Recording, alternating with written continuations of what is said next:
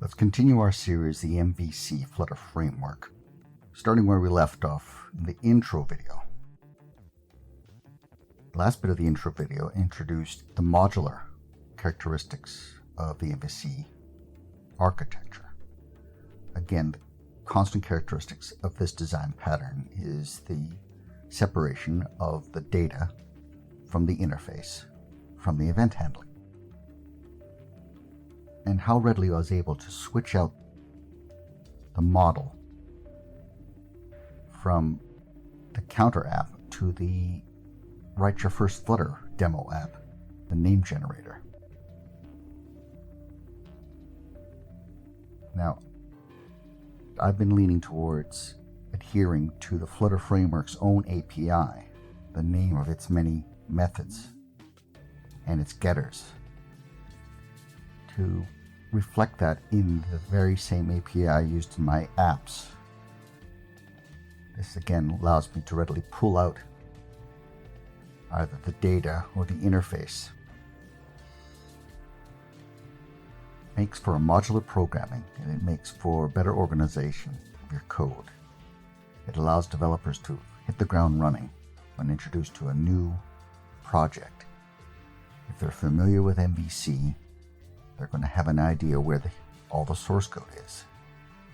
Further still, I'm turning to the Flutter Framework on how to organize the source code. Framework, for example, Flutter adheres to the Dart programming language approach of organizing its packages. If we go and look at creating a package under Dart Dev, we realize that they take advantage of what I would call the export files. They conceive Dart library files that contain nothing but export statements. And it's those files that are imported to get access to the source code. Again, I don't want to reinvent the wheel here. I'm not imposing anything else, any way of go about doing things to this Flutter framework. I want Flutter expert to be very familiar with the MVC Flutter framework itself. Let's just quickly look through this. Now I have a main Dart file, then all the source codes, again as prescribed by the Flutter team. You hide essentially all your source code under the SCR folder, and in my case I reflect the MVC design pattern by providing these export files. This one contains all the sources to all. This contains source code to all the interface. This contains source code concerning the interface. This model Dart file contains all the source codes concerned with the data. This one contains all the source code concerned with event handling. It's organized. You know where everything is. You'll see the one consistent entry in each one of these files is a reference to the MVC Flutter framework. Then, particular to this application, you can see where the controller lives. In this application, it lives under Home. I make the distinction between the app level and the home level, in other words, the home screen. Go to the main function. This concerns the view. Let's go to that file. That file is right here, so we're going to go to it. It contains the UI at the app level, concerned with the app, the whole application, as well as concerned with just the interface found at the home screen. Let's read the directory path here. Source, app, source, home. So if I go to source app, there's yet another view. I open that. It too contains export files. So this one here exports this file, which in turn exports further files. Notice how it's all broken down. At a glance, under the app level, you know that the source code there is only concerned with the interface. There's only a view entry. There's only a view folder. Under home, we see that there's more to it than at the app level. There's an event handler, there's data, and there's the interface. The home folder, it too has its list of export files. Application itself's export files, of course, reference these files. So when I look at the view here, I know that these files here are concerned with the app level, the app as a whole. I decided, of course, to follow some naming conventions. Put app as a prefix. At a glance, you can tell this involves a stateful widget and this involves a state object. Let's go here. Run app. I'm going to go to that directory. I'm going to go to that definition. I'm going to find that class. I know where it is right now at a glance. I can find it through the import file, or I can simply access it through the IDE. So where am I? I'm at the app level, involving the interface, and I'm looking at a stateful widget. There is that stateful widget you were first introduced to in the previous video. It's the AppStateful widget. We know full well because it's the AppStateful widget, it needs to create a concrete implementation of the createView method is required. That is the view of the whole application. That is the view of the application as a whole. It's the look and feel of the app. We know at a glance that this all is concerned with the interface. Why? Because we only have the view library file imported. And that's wonderful. I mean, that's for large applications. You can readily at a glance see what is involved in every library file. Let's go here. We know this is going to extend the AppState. Here, traditionally, again, because it's an AppState class, you're going to define the home screen. The home screen I've decided to separate in a separate directory structure. Utilizing the directory structure is a way to managing your developer teams too. A network administrator can provide access to certain folders to certain individuals, those responsible for only certain aspects of the application.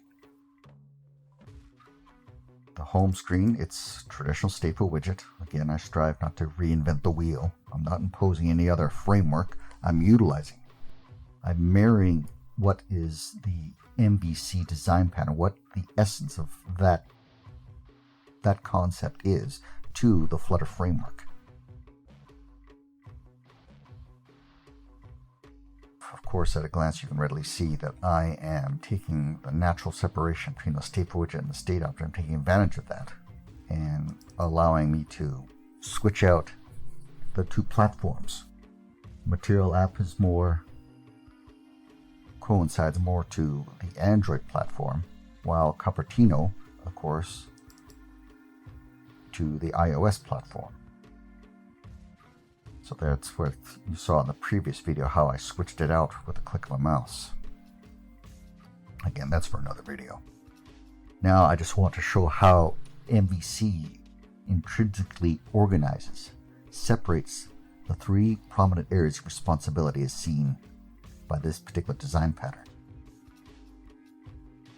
Let's go here. And of course now we're in this screen. So I want to switch it out again. I want to demonstrate today in this video how it's easily, the way this architecture now is designed, I can switch out a module, for example. Further still, however, I can switch out the interface. Where would I do that? I'm involved with the home screen, so I'm going to go to the model under the home screen, switch out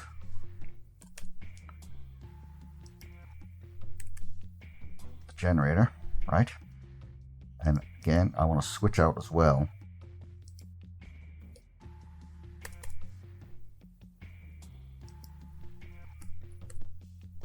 the interface. You can see in a large project where the project manager, you'd be privy to these three files. Control what is coming in. He or she can dictate what current piece of work is being implemented.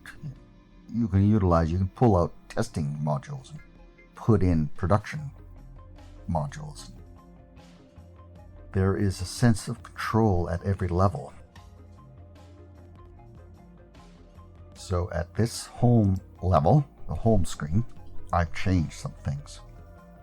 Happily, the change, it need not be reflected at the app level because it takes in model.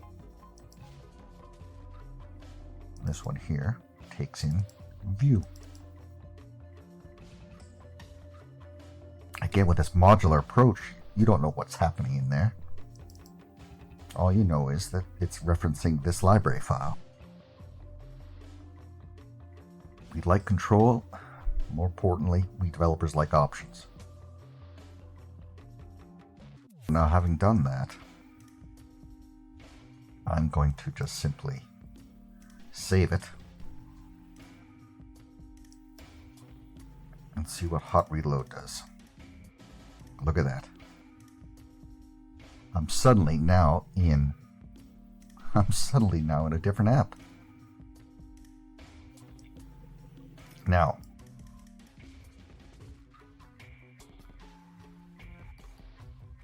here's the app. Let's see. Let's try some functionality here. Again, with this app, you're supposed to be able to click on things here, and then they are saved in the next screen. Oh yeah, look at that.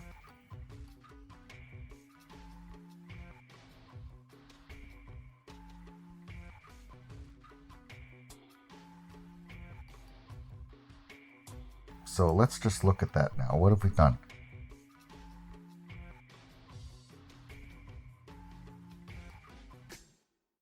Well, let's think about this. How come we didn't change anything in the controller?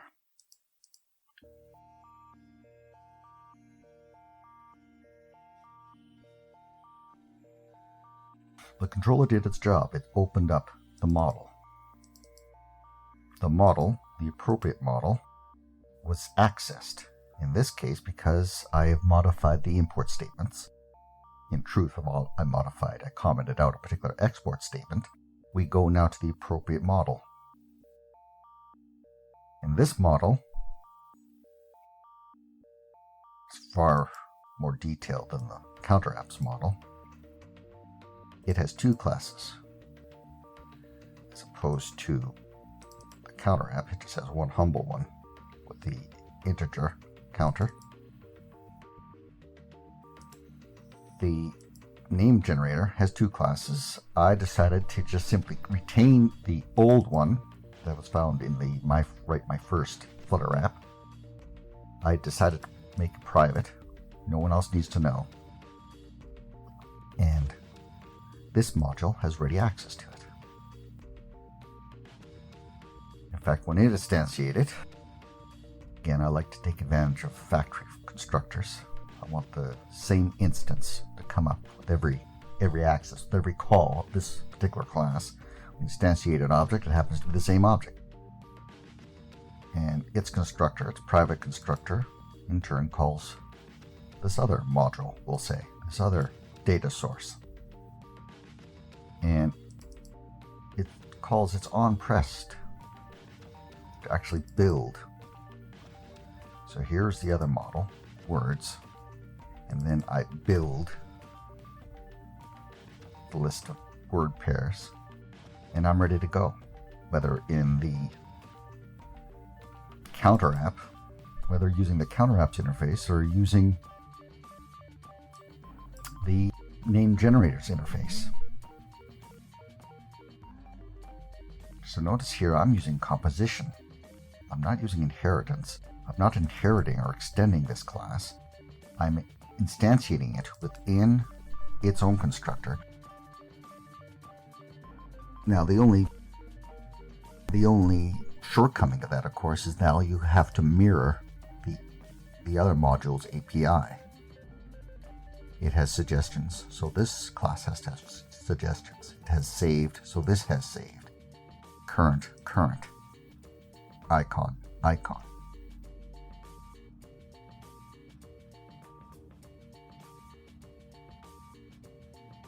This allows this model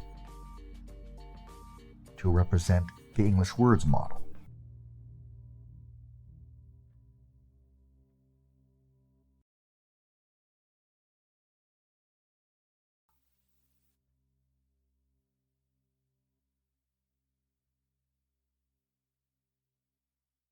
So that's enough right there for now. That's a quick view of how any design pattern allows you to deliver a module solution to your next app.